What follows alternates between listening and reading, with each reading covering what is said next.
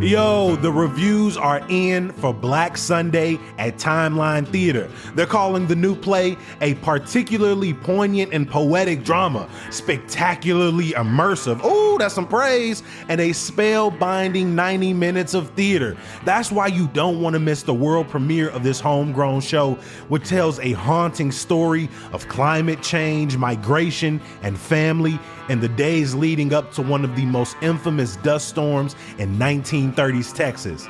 Black Sunday runs through June 29th at Timeline Theater in Lakeview. For more info and tickets, head to timelinetheater.com.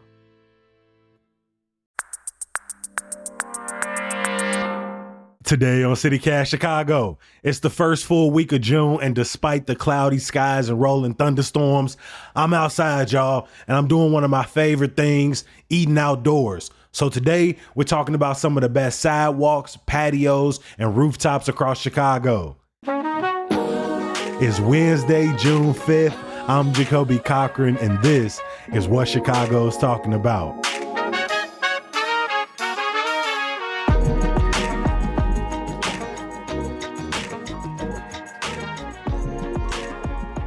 Today, we are talking all things Alfresco dining, and to get out the fancy lingo, that just simply means outside or in a partially outdoors area where you're sitting down to get something to eat. And we are joined by our friends from Infatuation Chicago, John Ringor and Adrian Kane. John, welcome back to CityCast Chicago.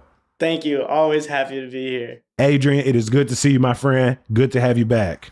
Always a pleasure. Thank you. We have talked about can't miss restaurants. We have talked about some of the best places for speakeasies, hidden restaurants. And today I've brought y'all back to talk outdoor dining and all of the shapes and sizes that comes in. But on the show, we have had this ongoing debate about rooftops versus patios, which ones we prefer. I sometimes lean towards the rooftop in the summer. Some of our producers lean towards patios. So let's start there. Adrian, if you had to choose between a rooftop or a patio, which one are you picking? Ooh, that is tough. I'm going to go patio because I will tell you a bad rooftop is bad, whereas I can handle a bad patio. No, that's a very good point. I can't even hit you there. I always pick rooftop because it feels like not only they're typically good vibes, but I agree with you. I remember the bad rooftop experiences a lot more. Like when people are trying to have a club and dinner right next to each other on the rooftop, and people always bumping up against the table. And so I will give you that. John, what about you? If you got to go patio or rooftop, which one are you picking? I think I'm a big patio person. I kind of like all the shapes and sizes that patios come in. You know, you got your big patios where you can kind of do a little bit more people watching on the street. But then you also have some nice, more secluded secret patios if you don't really want to deal with anybody on the street. So there's a lot of different shapes and sizes and utility for the patios versus rooftop. I feel like usually you're out in the open, everybody can see you. If it's not covered, you got totally sun just blasting down. So I'm definitely more team patio on this one. I love that. All right. So I'm the person holding it down for the rooftops now in this conversation. I love that. I will say, though, I think the best rooftop is better than the best patio.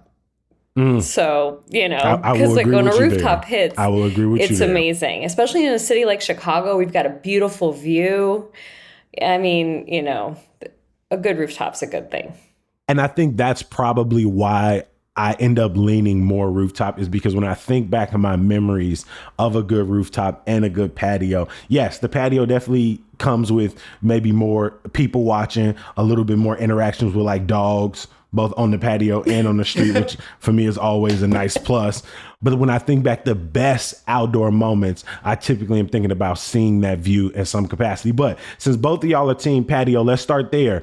Where are some of your best places to go for a good patio? Adrian, I'm gonna start with you.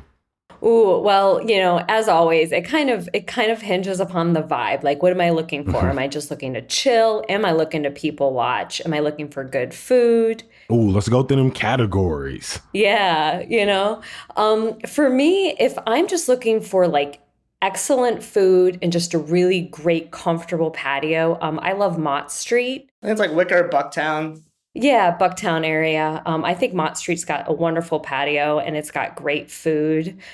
Um, if I want someplace like kind of like romantic, a little private, I love Bistro Campagna up in Lincoln Square, French restaurant, really secluded, beautiful patio full of greenery. You can just chill out. Same with Enoteca Roma, which is in Wicker Mm-hmm. Park. It's an Italian restaurant with a great like back patio that's very spacious, so you're not really cramped, but it's still busy enough to be a vibe. And if I want to be on the water, I love getting some barbecue at Soul and Smoke and being at Rockwell and just sitting there and just being outside. I love that. Some great options to open it up. John, add to the list that we got going here. What are some of your favorite places to chill out on the patio? Sure. So one place that's pretty close to me is the spot Hop Leaf in Andersonville. They have over like 60 beers on tap and probably like the biggest umbrella that you can find. And it's kind of odd. So, it's like if you're afraid of like getting sunburned, you are not getting sunburned there. I also really like Kimski, like in Bridgeport, because they have really good, like Korean, Polish fusion food. And then it's also attached to Maria's, which is like the liquor store and bar. So you can get some drinks, get some really tasty food, and just like hang out outside over there. So those are like two of my favorite ones. I love that. A couple of places that I enjoy going to. I love how Adrian pointed out, depending on what vibe you're looking for. Because if I'm looking to just like get some good food, a place that I like is in Hermosa, Rica Arepa. I went there with my homies from 77 Flavors, and we absolutely balled out, had a good time. And it's sort of secluded off of the street, and so you get a little bit of privacy there. If I'm trying to be on the waters, I'm thinking of a place like Reggie's on the beach on 63rd Street Beach. It's like right there, easy walk down. And then if I'm looking for something just kind of easy going, kind of chill, definitely secluded away from folks, but I'm really more just to like relax, maybe listen to some music. I think like Afro Joe's in Beverly. Like right out in front of the shop, right? You can get a good, I love their lemonade, get you a sandwich or something, or a breakfast sandwich. Do they still have that? Was it like it was like a beef grilled cheese? I know that they used to have it in their old location, Afro Joe's. It was like a pot roast grilled cheese. Do they still have that sandwich? That is what I remember about Afro Joe's, but I haven't had that sandwich since. They got the Southside short rib grilled cheese. Yep. That's the one I'm thinking of. Oh, yes. The Publican quality sourdough, the cheddar cheese, the Coca-Cola braised beef short ribs, and pickled onions. I'm hungry now. You got me going. Sorry. Right? We only threw the first set. We only threw the first question. We just talked patios at this point.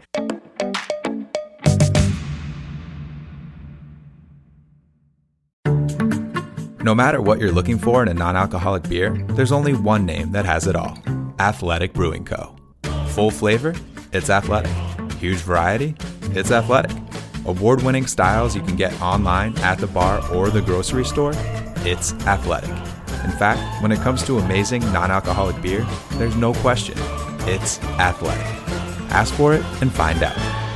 Go to askforathletic.com to find your closest retailer today. Near Beer. One size fits all seemed like a good idea for clothes. Nice dress. It's a t-shirt. Until you tried it on.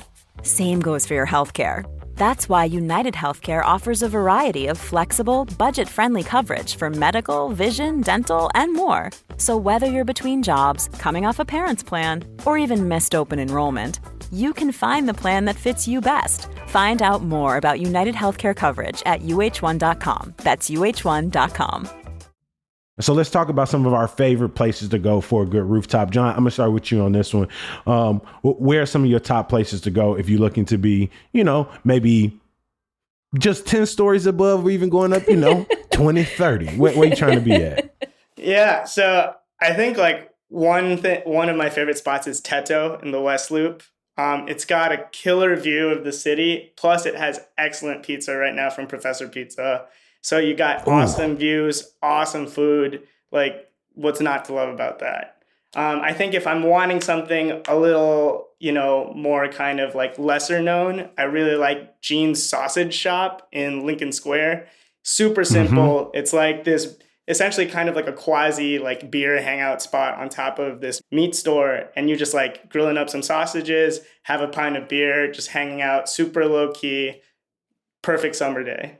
When we did our guide to Lincoln Square, we stopped by, but I didn't make it up to the rooftop. And so next time I go, you gotta go. I have to go. It's a neighborhood staple for people who might not be familiar with Lincoln Square.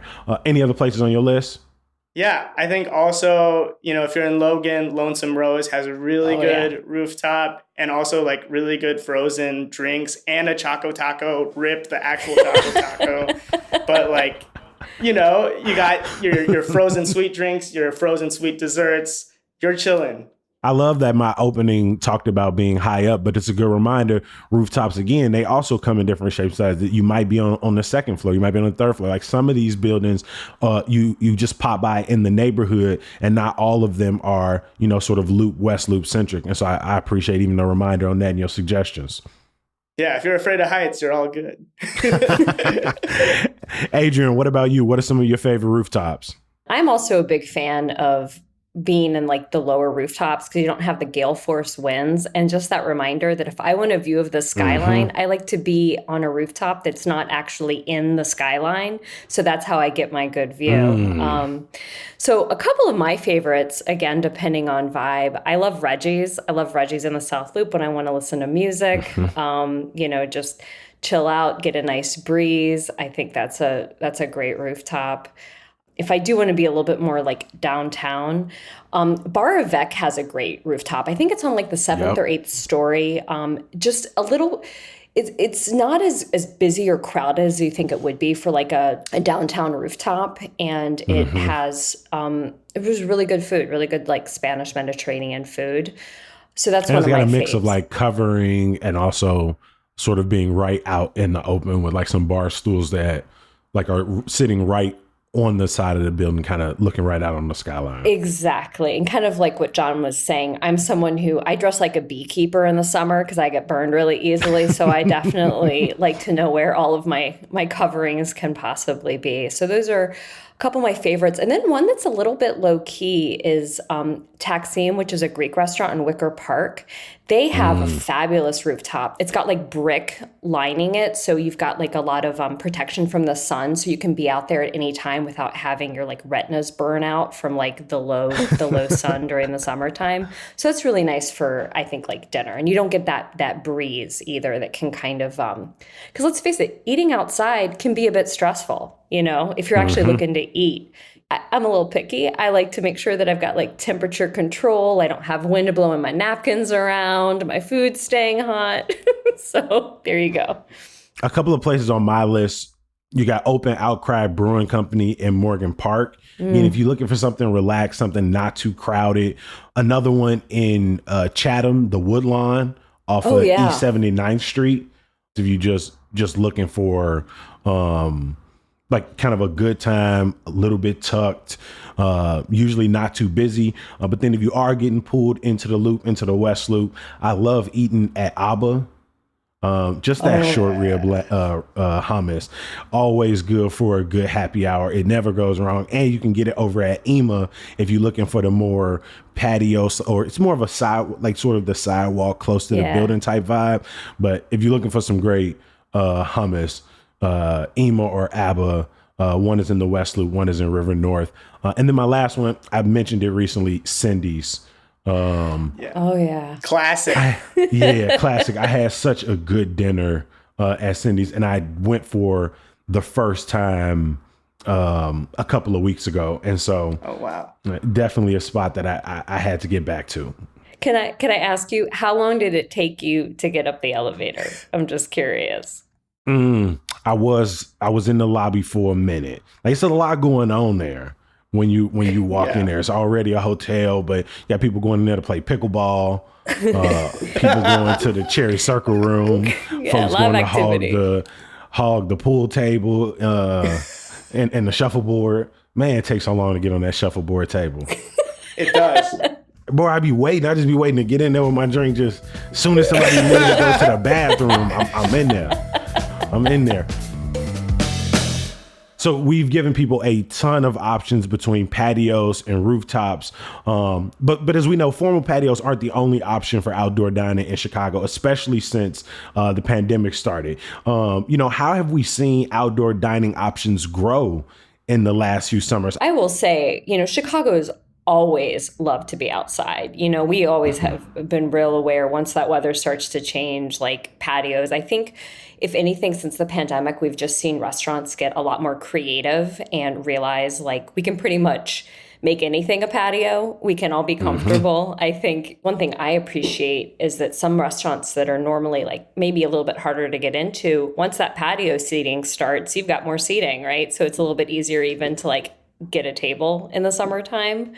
And I think restaurants are cognizant of that now, and they're even more eager to get that outdoor dining set up earlier, whereas in years past, we've done, like the Infatuation has historically always done really comprehensive outdoor dining guides for the summer because we just know, how much Chicagoans love to be outside. And I remember in previous years, it would take forever for restaurants to finally get their permits and their patios set up. And now, ever since the pandemic, that's happening much earlier in the season. So I feel like we're getting a lot more like larger window to dine outside.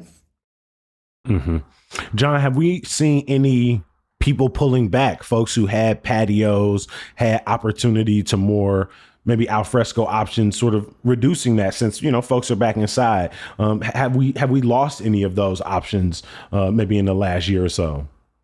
I think it's a mix of both. You have some people who are like reducing, but then in their place, other people are also like, capitalizing on new patio space, And I think going along with what Adrian was saying is that we've always been an outdoor city because it's like we've been cooped up for so long in winter. Everybody wants to go out. So like, restaurants want to capitalize on that energy. And that's also why like street fests are so huge here. Like even if you're not formally dining like on a restaurant patio, you're probably like grabbing a street taco, like, at a taco fest in Pilsen or something like that. So I think, speaking of like getting creative with like outdoor eating, I think, Street Fest is kind of like one of the ways Chicagoans really capture that outdoor dining experience in a way.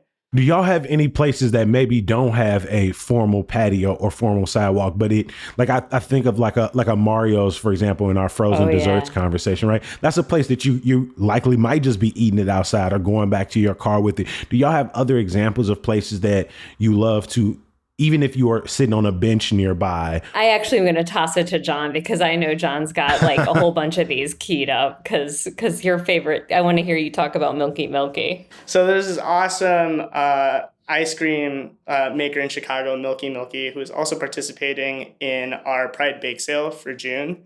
And one of the places where you can get it is L&M Finer Foods in Lincoln Square also.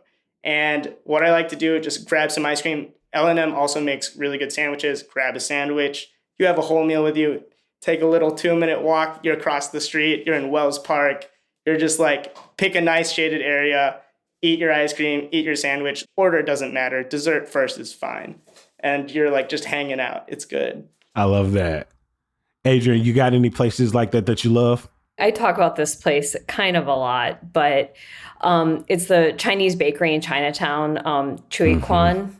Okay, I love getting like pork buns from there, dim sum, or sesame balls, and then walking to the park in Chinatown and just having like an impromptu picnic. I also just want to shout out the water taxi because you can also like water taxi down there, which is really cool, which is just one of my favorite things to do in the summer.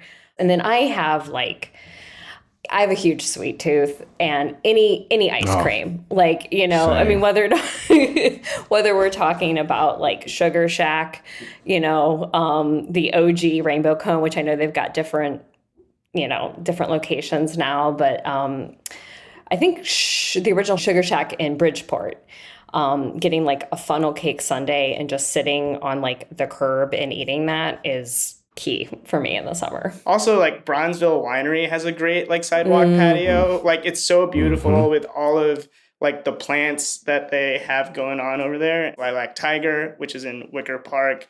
which has awesome South Asian food. And their patio is open now too. So you can go and have these awesome like tandoori, like honey chicken nuggets with like a ube colada. It's perfect. I think like classic Chicago summer for me is like hitting up either like Red Hot Ranch or like 35th Street Red Hots. And it's like, it's not really an official patio. It's just like picnic table, but like just kind of eating, you know, hot dogs, burgers, and fries out there.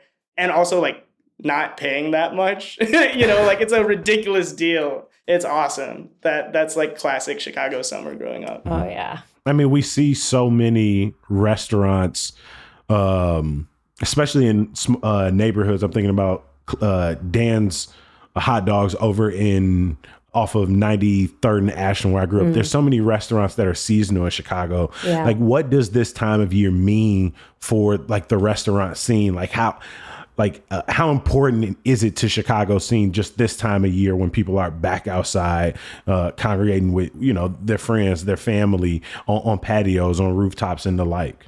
Oh, I think I really do think it's so important. John, you know, touched on this a little bit, which is that nostalgia factor. I think a lot of us who, you know, have been in Chicago for a long time and grew up here, it's like, that's what you think of those memories. You brought up Mario's. It's like, you know, after dinner, like walking through when the weather's perfect, which we do have such a limited window of time. It's also our time to show our city off. You know, this is when we've got people visiting us. This is when, you know, even though I would argue like winter's who makes us Chicago, but it's like summer is our time to be like, you know, everyone loves Chicago in the summer. Talk our shit. Yeah, right. So, you know, for me, it's the time for us to be like, you know, like look at what our city, like it's our city at its best sometimes, you know. And John also mentioned all the festivals that we have. I think that like the Chicago festival scene is unmatched. You know, we have one at the Salt Shed this summer called EatsCon. It's just a food festival that we have like annually. And, you know, we have a lot of great food festivals. I love Midsummer Fest here, Rib Fest. And that's how you get to know these neighborhoods. Like that is how you get to know the city, you know, and what you said about seasonality, it's like these are windows of time that you don't always get to have some of these stuff, and people don't always have the availability. You know, you got kids off school. It's I think it's really important to our like city's culture. Oh my God. Seriously, I don't know why I come into these conversations having not eaten breakfast. But I am, luckily because I live in the city of Chicago, I can just go outside and find me something to eat relatively soon. And so I want to give another huge thank you to friends of the podcast from Infatuation Chicago, John Ringor and Adrian Kane. It's always a pleasure, my friends. Thank you so much. Thank you so much, Jacoby. Always so fun. Before we let you go, a quick reminder, the CityCast Chicago ecosystem does not start and end with the podcast. Head over to our website, chicago.citycast.fm. There you'll find the latest headlines, a packed events calendar, and you can subscribe to our daily newsletter, Hey Chicago, where we're going to send you all of these things for free every morning, Monday through Friday, directly to your inbox. Something you can only get on the podcast. Some good news. Shout out to the local arts organization, Paint the City. Artists from the org will be doing live painting at Fridays on Fulton this Friday from 5 to 10 p.m. in the West Loop. They'll also have some live house music playing, so it's going to be a good time. As always, we appreciate you for listening and reading. We're going to be back bright and early tomorrow. We'll talk to you then. Peace.